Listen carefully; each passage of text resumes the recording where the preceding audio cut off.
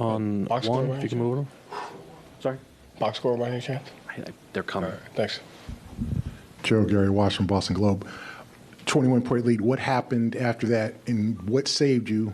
Like, what gave you the fortitude to make plays enough to hold on, obviously on the biggest stage? Yeah, I mean, you were going to expect a run from them because they had a 19-point quarter, and so, just by the type of shots they take alone, you knew they were going to make some kind of run. Some of those came at the expense of our offense. I thought maybe, we missed a couple reads. They changed coverages and they changed matchups on like 3 or 4 straight possessions, and we missed the read to get the right shot. So I'd say probably 60% of the shots we took in that stretch, we got to get better, and 40% I was okay with. We just missed them. But our one-shot defense and our ability to get back to the game plan, they put a ton of pressure on your defensive game plan throughout, and you just got to stick with the discipline of it. So we were able to do that and make plays down the stretch. Dave, second row on the left.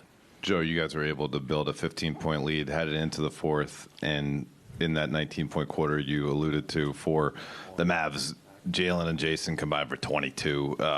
What was working for them that maybe wasn't necessarily there for them in the first half? Nothing. Our first half points per shot was 1.23, and so I thought we were getting like really good looks. They just weren't falling, and so you just got to stick with it over the course of the entire game. I thought in the third quarter we found the right spacing, we found the right frequency, and we made the right read 6 straight times, which got us those shots, and they were able to fall. And then that's where the second stretch of that fourth quarter. We missed some of those reads, and they were able to come back into the game. So, just those guys' ability to know that what shots they're taking and continue to take the right ones over and over again. John, back right. Joe, John Corrales, Boston Sports Journal. You went with Xavier Tillman in this one, and he ended up as a +9 overall. What did you see from him? What made you go in that direction? He played in the Western Conference for 3-4 years, and so he's played against the Mavs, and so he's had that experience. Memphis has used a similar game plan that we have, so he was used to that. And I thought, with that comfort level of playing against those guys for so long, he was going to be able to execute the things that we needed to execute. And so I thought he did a great job in our switching. He did a great job in our screening, getting to our spacing, and that's what we talk about with those guys, is regardless of who's in, who's out, I trust the next man up because of the work they put in and the staff that prepares them. Jared on the right, third row. Jared Weiss, The Athletic. You used to get asked if you guys took too many threes for a long time, and it doesn't seem like that question gets asked too much anymore. You had double the number of threes they had for a lot of this game. They start to come back when they actually start taking them. How has your team been able to just stick with that, play through the misses? You're letting them attack your cross matches, and they're taking 2. How does that math play out in the end? Yeah, I mean, I think you got asked that question a lot just because it was new. Anytime you're developing a new philosophy or a new style, it just takes time for understanding and execution. And so credit to the guys where we've decided how we're going to play, and we fight to do that. And, but also just being flexible in that. So it's not, we don't want to just settle for those. I think our guys have done a good job fighting for the right shot based on what the defense is giving us. We were able to get some of those in the third quarter. So I think it says a lot about them. The guys understand the game. They understand why we do what we do, and they work to execute it as best as they can. Jay here in the second row. What goes into weathering the storm when Kyrie and Luka come out as aggressive as they are, and they're firing on all cylinders in that first half? Yeah. What resilience goes into just kind of sticking with it and staying disciplined when they're going like that? Yeah, I mean, it's first having an awareness as to how are they scoring, what are they doing. You got to ask yourself, are we executing the game plan? Are we giving the shots up that we're willing to give up? And so we I think it was one of the quarters we had like 26 points of points that we can control, and so you got to fight like hell to take those away. Once you take those away, then you can either execute or game plan or work to adjust. And so I thought our guys did a great job of understanding the points that we could control, and they fought to take those away throughout the rest of the game. Tim, all the way in the back. Joe, you guys had a real big run. Thank you. Late in the first quarter of game 1. I think you had one in the third quarter of game 2. You had 2 really big ones tonight. Is it just something innate about this team that they know when there's an opportunity to really hit the gas, or is it just talent sometimes? So when you have these big stretches of pulling away and making it seem so easy? Well, I would say both teams have a lot of talent, so I think you have to have talent to get to this spot. So that's a given if you want to make it this far. But our guys have a great basketball IQ. They have an understanding of, are we playing the right way? Are we taking the right shots? Are we giving up the right shots? And they know exactly when we're not doing that. And so they have an innate ability to control the runs of the game with the philosophy that we have and execute the things. And so it's just constant building awareness. Are we getting the right shots? Are we giving up the right shots? And then are we winning the transitions? And, the guys do a great job of working towards understanding that. Adam? One thing you've talked about a lot during the years, how it's not supposed to go a certain way, the game's not supposed to go a certain way. We've seen, occasionally there's a big lead goes away, but for the most part, you guys figure it out in the end throughout the season. What has been the process, the guys kind of grasping that and not kind of, when they're right on the edge, not falling over it? Just what we talked about, having an understanding of, we know teams are going to make runs. Can we manage those? And we know why we make runs, and we know why other teams make run on us. And so you just have to constantly problem solve throughout the game. You have to ask yourself why every single possession. Why did that happen? Why did this happen? Was this what we talk about? Was it not? And the guys, they fight for that because of their basketball IQ. So they spend a lot of time understanding that.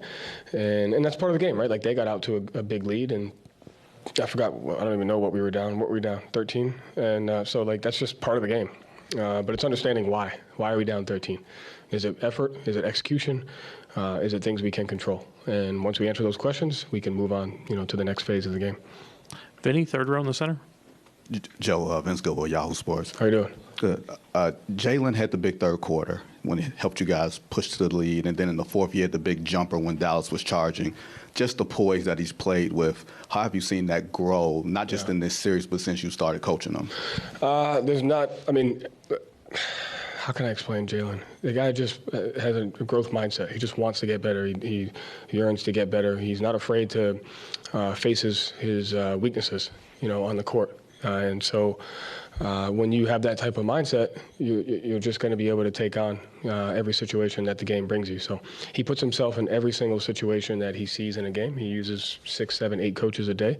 And every situation on both ends of the floor, he puts himself in that. And that's how you have to grow, is to, become vulnerable on the things that make you uncomfortable. And he does that. Tim, back left. Joe, you guys have been able to put a lot of pressure on Luka at both ends. You're obviously able to pressure up with Jaylen and Drew all the way up to court, and then you're able to go at him with a bunch of different options on offense, make him work a lot. Have you noticed that working throughout the game in terms of sort of being able to wear him down as the game? I don't think he gets worn down. He looks pretty fresh out there. I think we could do a better job of being intentional about the offense and the spacing at times. But I don't see him getting tired at all. Right. Yeah. Follow up on, go ahead, 2. Just in terms of the intentionality on offense, did you think that was an issue in that stretch in the fourth quarter when things went sideways? Yeah. We were trying to play fast, create advantages, and create indecision, but we didn't create any indecision. And so when you miss the first read, it's not a lack of execution from the guys. It's not a lack of trying to execute. It's if you miss the first read and you miss the first window, it's really hard to get that window back against the team.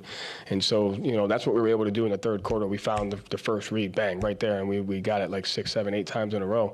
If you miss that first one, it's a nightmare to get in the second and a third one, and that's when you end up taking a couple shots that you don't want to take. So it wasn't because they weren't trying to. We just missed it.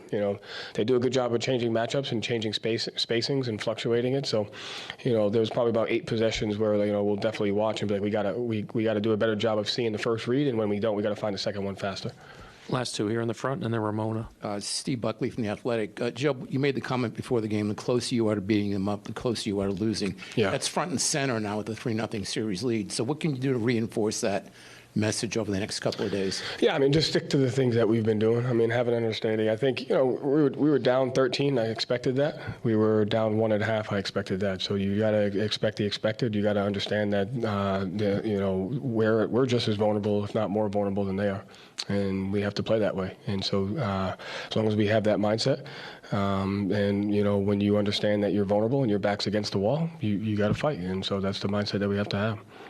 Ramona on the left. Hi, Joe, Ramona Shelburne, ESPN. Hi. Derek wasn't shooting the ball all that well for most of the game, and then hits a couple of really big ones in that fourth quarter. I know that's kind of what he does sometimes for you guys, but is that just his mentality? Is that your emphasis on continue to shoot the three, just lean into the math? Where does that come from? Again, it's all about taking the right shots. It's all about taking what the defense gives you. They're playing a unique defense against us because they're one of the best teams in the league at protecting the rim, and they have 2 great rim protectors. And so if you try to become stubborn, you put yourself in a disadvantaged situation at the other end of the floor. Our defense starts with our offense, and so if we don't take the right shot, we can't guard them. And our team has the discipline to fight for the spacing and to fight to take the right shot, whatever that shot may be. Derek has a green light to shoot the shots because his skill set is taking the shots that make sense. He can get into the paint and shoot the 2-foot floater off there. He can shoot off the dribble threes. He can shoot catch and shoot threes. So I love the fact that he continues to play. His confidence never wavers based on the shots he takes, and you can always count on him to make the big ones. Thank you, Coach. Thanks. Jason Tatum's on his way in.